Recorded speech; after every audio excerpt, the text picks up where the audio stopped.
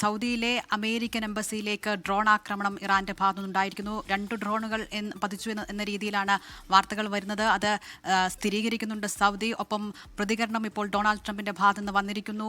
തിരിച്ചടി ഉണ്ടാകുമെന്നാണ് American president പറഞ്ഞിരിക്കുന്നത്. വിവരങ്ങളുമായി ഇന്റർനാഷണൽ ഡെസ്കിൽ നിന്ന് മെറിൻ മേരി ചാക്കോ ചേരുകയാണ്. മെറിൻ, സംഘർഷങ്ങൾ കയവില്ല. ഇത് 4ാം ദിവസമാണ്.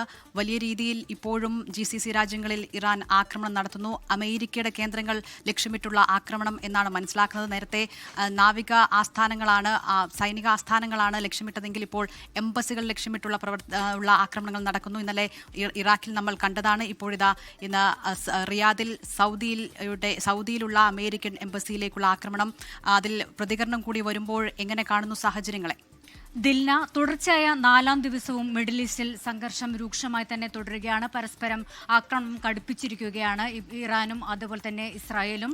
മാത്രവുമല്ല ഗൾഫ് രാജ്യങ്ങളിലെ US സേനാ താവളങ്ങൾക്ക് നേരെയെല്ലാം ആക്രമണം തുടരുകയാണ്. ഏറ്റവും പുതിയതായി പറയുകയാണെങ്കിൽ റിയാദിലെ US എംബസിക്ക് നേരെ ഇപ്പോൾ ആക്രമണം ഉണ്ടായിരിക്കുന്നു. അതിൽ US പ്രസിഡന്റ് ഡൊണാൾഡ് ട്രംപിന്റെ പ്രതികരണം ഇപ്പോൾ ഉണ്ടായിരിക്കുകയാണ്. അതിൽ ശക്തമായ തിരിച്ചടി ഇപ്പോൾ നൽകുമെന്നും ലോകം അത് കാണുമെന്നും തന്നെയാണ് ഇപ്പോൾ US പ്രസിഡന്റ് ഡൊണാൾഡ് ട്രംപിന്റെ പ്രതികരണം വന്നിരിക്കുന്നത്. മാത്രമല്ല US സ്റ്റേറ്റ് സെക്രട്ടറി മാർക്കോ റൂബിയോയുടെ പ്രതികരണം കൂടെ തൊട്ടു പിന്നാലെ വന്നിരിക്കുകയാണ്. അതായത് ഇറാനെതിരെയുള്ള തിരിച്ചടി വരാനിരിക്കുന്നതേയുള്ളൂ, അത് ലോകം കാണാനിരിക്കുന്നതേയുള്ളൂ. അത്രത്തോളം വലിയ രീതിയിൽ ശക്തമായി തന്നെ തിരിച്ചടിക്കുമെന്നും ഇപ്പോൾ US state secretary Marco Rubio തന്നെ പറയുന്നു. കഴിഞ്ഞ ദിവസം തന്നെ പ്രതിരോധ സെക്രട്ടറി പീറ്റ് ഹെക്സെ തന്നെ ഈ ഒരു കാര്യം വ്യക്തമാക്കിയിരുന്നു. അതായത് ഇറാൻ മിസൈലുകൾ ഉപയോഗിച്ച് ഇറാന്റെ ആണവ പദ്ധതികൾക്ക് ഒരു കവചം ഒരുക്കുകയാണ്, അതുകൊണ്ട് അത് തകർക്കും. അമേരിക്കയ്ക്കെതിരെ ഇറാൻ ആക്രമണത്തിന് മുതിരുകയാണ്, അതിന് ശക്തമായ തിരിച്ചടി തന്നെ നൽകും.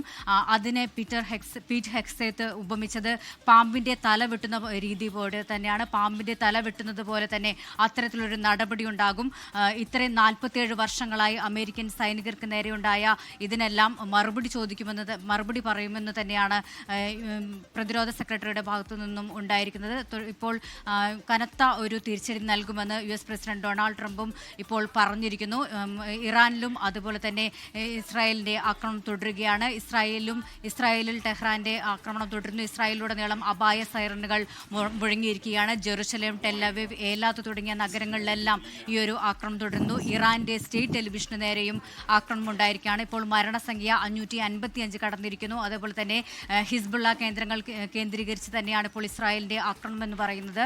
പ്രധാനമായും 52 പേർക്കാണ് ഇവിടെ ജീവൻ നഷ്ടമായിരിക്കുന്നത്. ഇപ്പോൾ കഴിഞ്ഞ ദിവസം തന്നെ ഈ ഒരു ആക്രമണ പദ്ധതിയെ പ്രസിഡന്റ് ഡൊണാൾഡ് ട്രംപ് ന്യായീകരിച്ചിരുന്നു. അത് പറഞ്ഞത് ഇറാന് മറുപടി നൽകും, ലോകത്തിന്റെ സുരക്ഷയ്ക്ക് വേണ്ടിയിട്ടാണ് ഇത്തരത്തിലുള്ളൊരു ആക്രമണം നടത്തുന്നത്, അത് എത്ര ദിവസം വരെ നീണ്ടുപോകുന്നതിലും വിരോധമില്ല, അത് തങ്ങൾ ചെയ്യുമെന്ന് തന്നെയാണ് US പ്രസിഡന്റ് ഡൊണാൾഡ് ട്രംപിന്റെ പ്രതികരണം വന്നിരിക്കുന്നത്. തൊട്ടു പിന്നാലെ ഏറ്റവും പ്രധാന കപ്പൽ പാതയായിട്ടുള്ള ഹോർമുസ് കടലിടുക്ക് അടച്ചു എന്നുള്ളത് ഇപ്പോൾ IRGC തന്നെ ഇപ്പോൾ ഒരു വ്യക്തമായിട്ടുള്ളൊരു മുന്നറിയിപ്പ് നൽകുകയാണ്. സംഘർഷം തുടങ്ങിയതിന് ശേഷം വ്യക്തമായിട്ടുള്ളൊരു മുന്നറിയിപ്പ് നൽകിയിരിക്കുന്നു. അതായത് ഈ കടലിടുക്ക് ഉപയോഗിക്കുന്ന എണ്ണക്കപ്പലുകൾ അല്ലെങ്കിൽ കപ്പലുകളിലൂടെ ആ കപ്പലുകൾ കത്തിക്കുമെന്ന് തന്നെയുള്ള ഒരു മുന്നറിയിപ്പ് തന്നെയാണ് ഇപ്പോൾ നൽകിയിരിക്കുന്നത്.